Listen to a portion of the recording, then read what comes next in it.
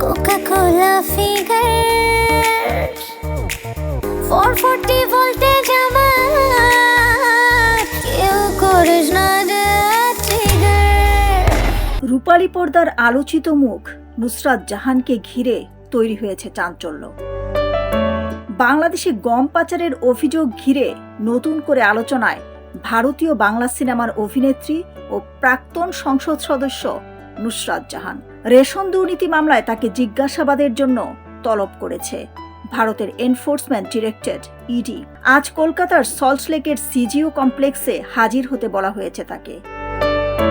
ভারতীয় গণমাধ্যমের তথ্য অনুযায়ী করোনা সংকটের সময়ে সীমান্ত এলাকায় বাংলাদেশে গম পাচারের অভিযোগে কয়েকটি ট্রাক আটক করা হয়েছিল। সেই সময় বসিরহাটে সংসদ সদস্য ছিলেন নুসরাত জাহান।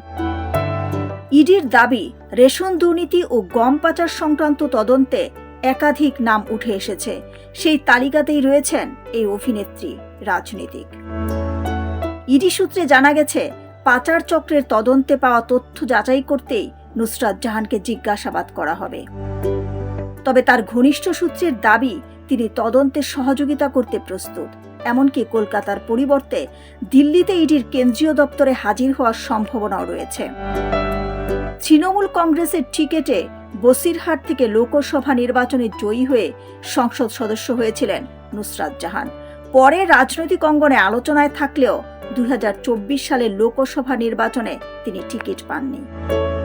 দলীয় প্রচারেও তার অনুপস্থিতি নিয়ে আলোচনা ছিল।